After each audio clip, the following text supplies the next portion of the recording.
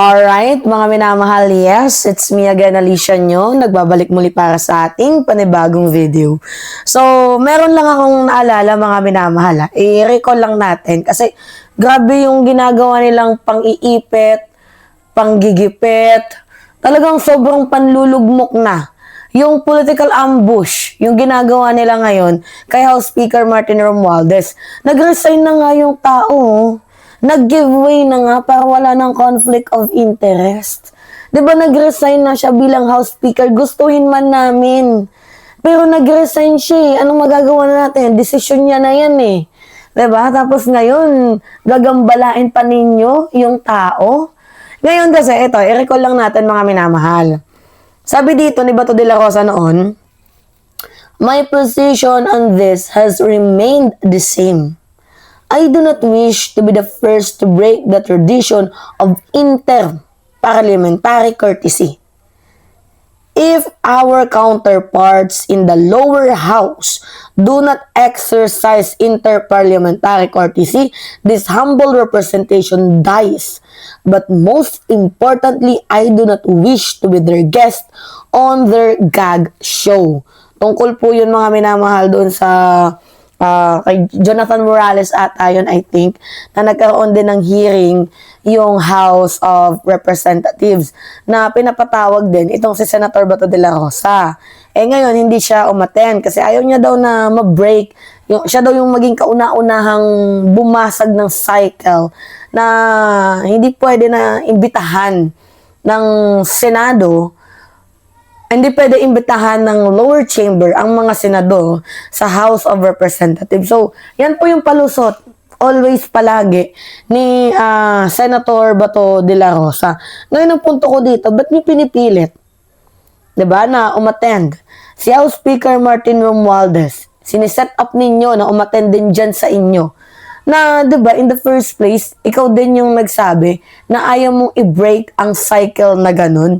So, kung ang Senado ay may karapatan na hindi dumalo, dito nga po, sa lower chamber, dapat yung mga kongresista din, meron din karapatan sila. Diba, na hindi dumalo sa mga pang-aatake ninyo. Sabi pa nga sa akin, sabi ng kaibigan natin ang konteksto niya, sabi niya, si Senator Bato de la Rosa, mariin niyang sinabi na, "I do not wish to be their guest on the gag show." Ngayon, ang punto niya daw is yung inter-parliamentary courtesy. Kung sa Senado ay hindi umaattend ng inquiries at ang House ay hindi dapat, hindi pumipilit sa senators. Ngayon, bakit biglang babaliin niya ang tradisyong ito?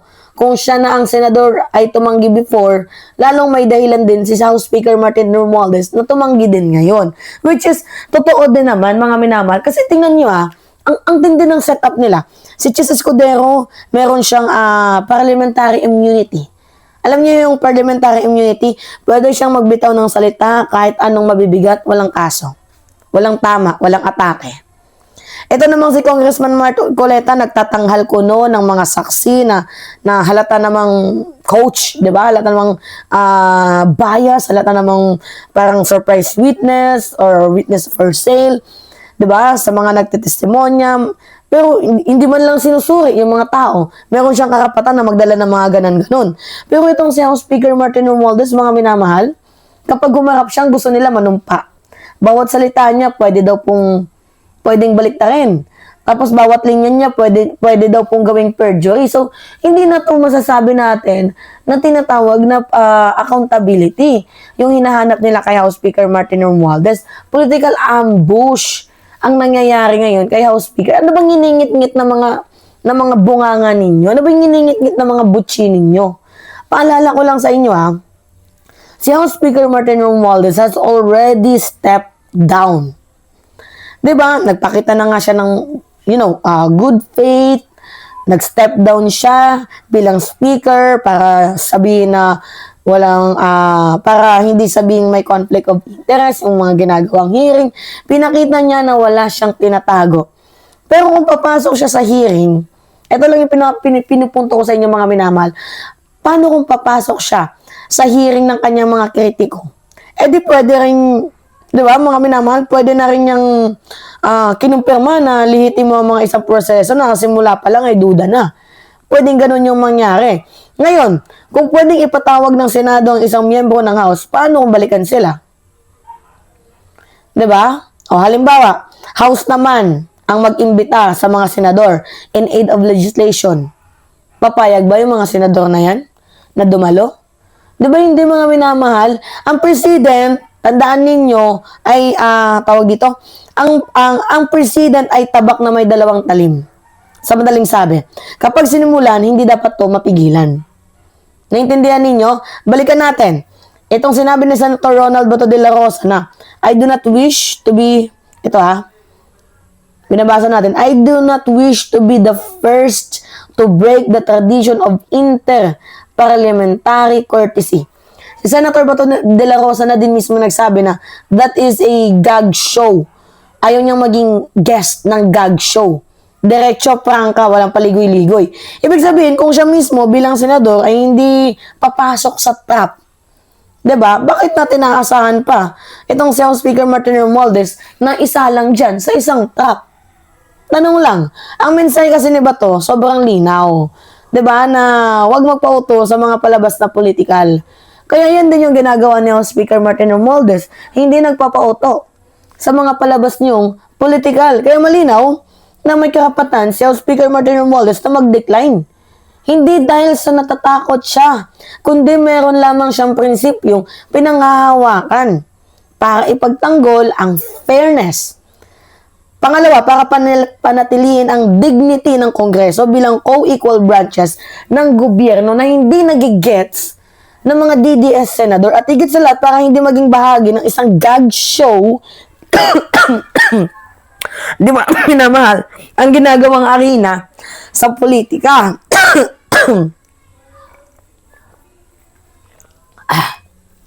Pasensya na. Kumain kasi tayo ng chocolate kanina. Tapos yung parang yung may tinik pa kasi dito ng isda na hindi pa isda ulam ko eh. Kaya ko ng madaming chocolate. Eh hindi pa din natatanggal yung tinik. Kinang-inang yan. 'Di ba? Kaya yun, minsan napapaubo ko nang wala sa oras. Leche.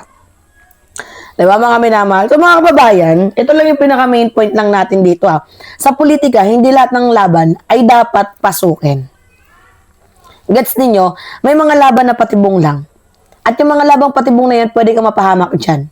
At kung mismo sa Senator Bato de la Rosa na mismo ay hindi pumayag para maging props sa isang palabas. Diba? Dapat maintindihan niya din kung bakit hindi si House Speaker Martin Romualdez sisipot. Diba? Sana maintindihan din yan ni Bato. Ito ay laban. Ang ginagawa nila, ito ay laban lamang para kay House Speaker Martin Romualdez. Hindi para sa respeto ng Kongreso, mga minamahal, kundi para sa kanilang mga pansariling interes. Kaya ulitin natin. Diba? Na ang sinabi ni Senator Bato de la Rosa na I do not wish na dumalo dyan sa mga gag show ninyo. Ano bang investigation yun? Nakalimutan ko Sa war on drugs yun, hindi pala kay Jonathan Morales. Sa Senado na pinapadalo siya. Tapos parang sinabi niya na meron siyang karapatan na mag-decline. Nalimutan ko kung anong class hearing yun Kay former President Duterte yun. Oo, sorry mga minamahal, I forgot. May nag-chat sa akin. Mali daw yung sinabi ko na kay Jonathan Morales. Mali. Ano pala yun? Hearing kay former President Duterte tungkol nga po dito sa sa war on drugs ba yun? Na ang nagtalakay ata nun si Senator Risa Ontiveros. Nandun din yun si Trillanes Basta nandun si Trillanes, nandun din si De Lima. Diba? Basta madaming hearing din na naganap na yun Tapos ang na-check po na si Bato dapat dumalo. Hindi siya dumalo kasi ayaw niya daw na ma-break ang cycle ng interparliamentary courtesy. May karapatan daw siya na mag-deny or mag-decline. Ngayon, kung anin din natin kay House Speaker, kung ipababalik din natin, may karapatan din si House Speaker. So, ba't kayo namimilit? 'Di ba? Mga minamahal. Kaya may reason din si House Speaker na mag-decline. Yun lang. 'Di ba? Kayo, mga minamahal, ano yung masasabi ninyo? Anyway, yun po. Sana mabalik na yung ilaw. Kasi brown out dito sa amin. Always na lang brown out. Nakakainis. Diba? Tagal mag-ilaw. Sana okay lang kayo dyan, guys. Sa Lindol, grabe. Munti ka nang maano yung chandelier namin. Yun lamang po. Anyway, it's me again, mga minamahal addition nyo. Nagbabalik muli para sa ating panibagong video. At sa mga team replay, maraming salamat at ingat mga kababayan.